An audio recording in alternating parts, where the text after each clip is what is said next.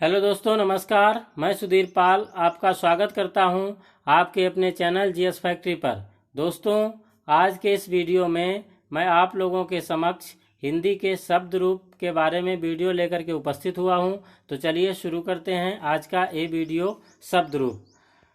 पहला प्रश्न है, खाना बाना में कौन सा निरर्थक शब्द है? ए खाना, बी वाना, सी दोनों या फिर डी इनमें से कोई नहीं। तो इसका सही विकल्प है बी वाना। वाना निरर्थक शब्द है। जिन शब्दों का अर्थ नहीं निकलता है उन्हें निरर्थक शब्द कहते हैं। अगला प्रश्न है, सार्थक शब्द को पहचानिए। ए वीणा, बी वाना, सी वाय या फिर डी दाना। तो इसका सही विकल्प है डी दाना।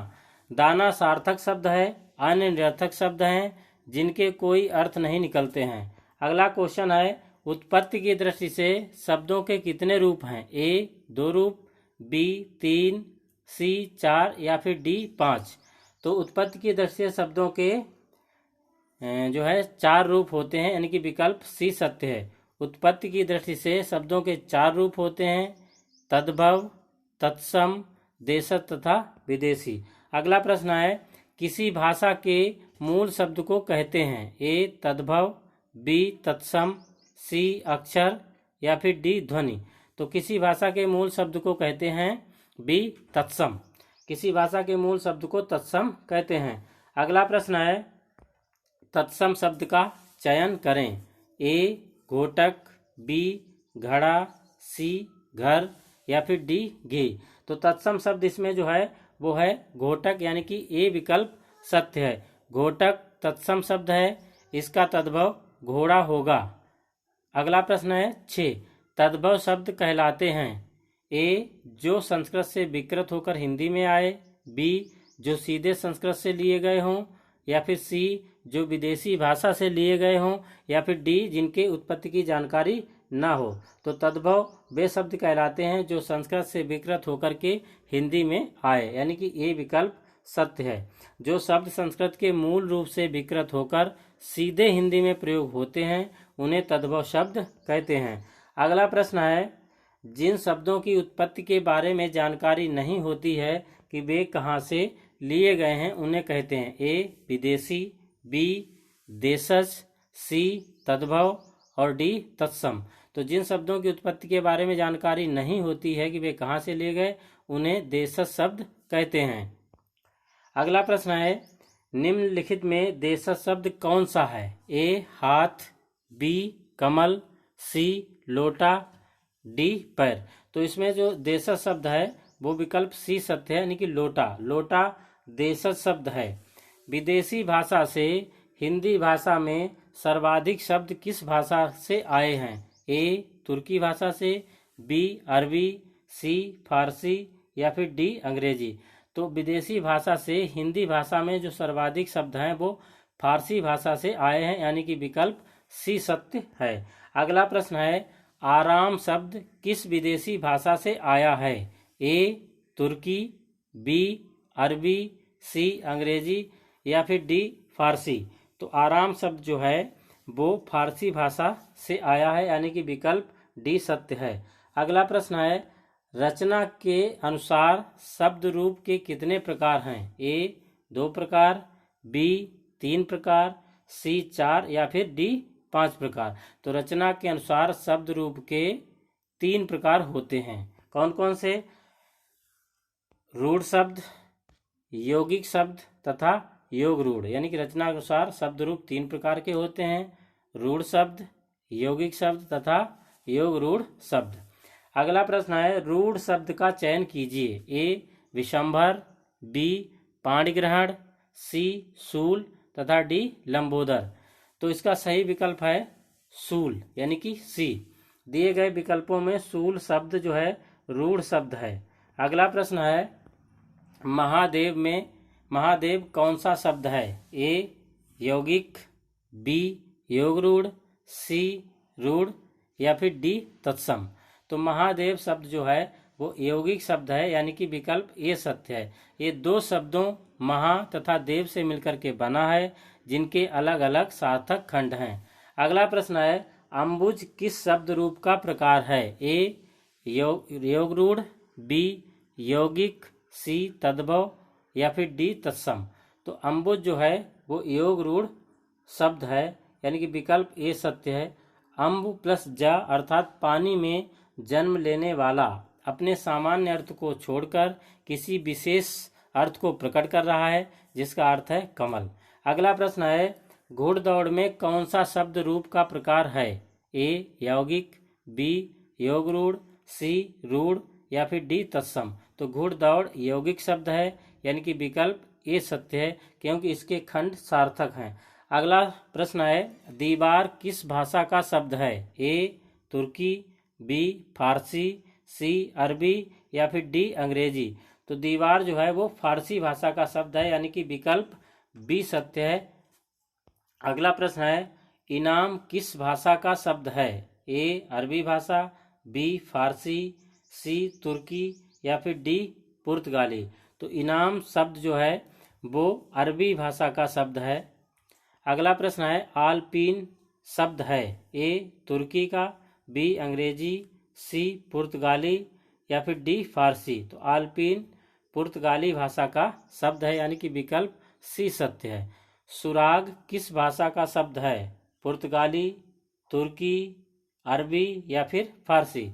तो सुराग शब्द जो है वो तुर्की भाषा का शब्द है, यानी कि विकल्प बी सही है।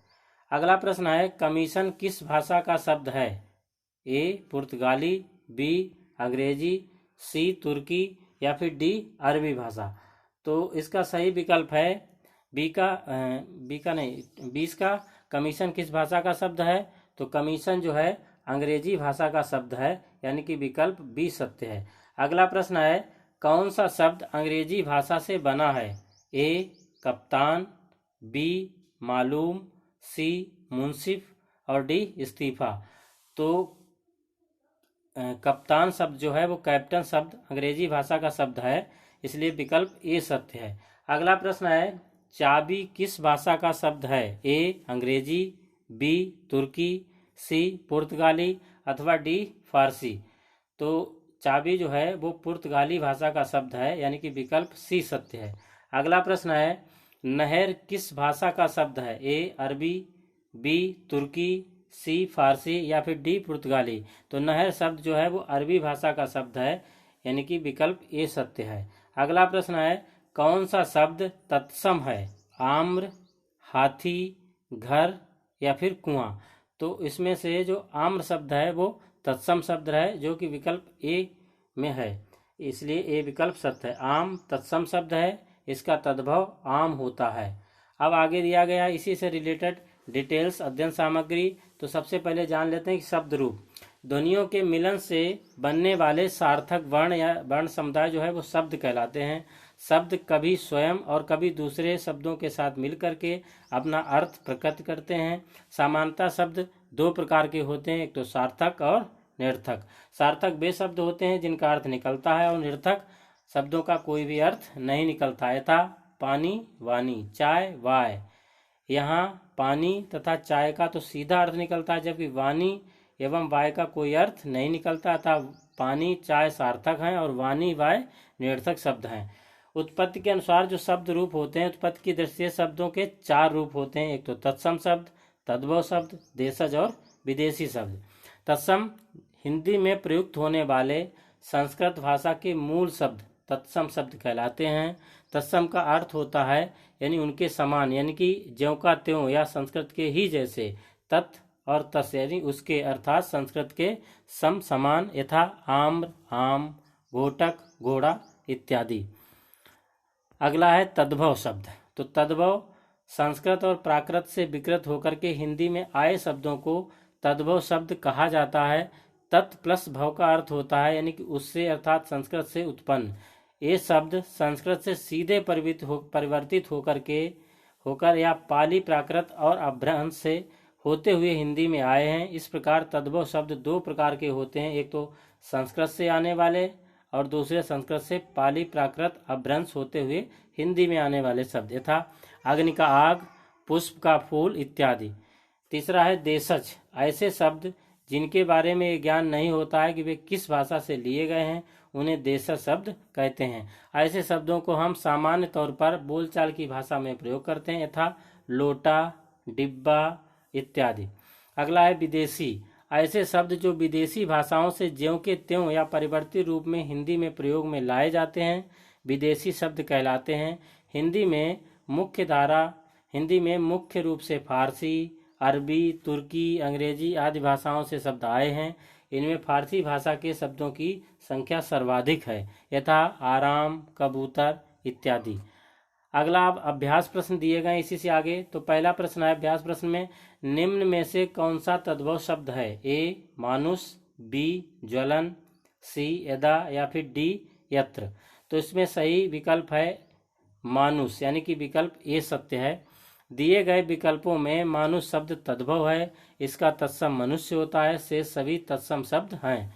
दूसरा प्रश्न है शब्द का सही तत्सम होगा। तो शब्द का सही तत्सम होगा ए शब्द, बी शब्द या फिर सी शब्द या फिर डी स्वद। तो इसका सही विकल्प होगा बी शब्द।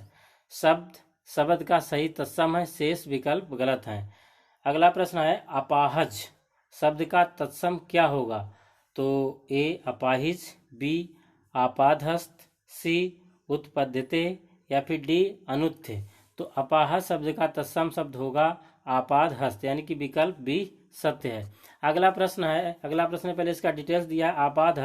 अपाहज शब्द का तत्सम है, उत्पद्यते उपजना का तथा अनुत्थे अनूठा का तत्सम है। अगला प्रश्न है इतवार का तत्सम है? ए आयतवार, बी आदित्यवार, सी रविवार या फिर डी आदिवार। तो इतवार का तत्सम है बी आदित्यवार। आदित्यवार इतवार का सही तत्सम विकल्प है, शेष गलत हैं।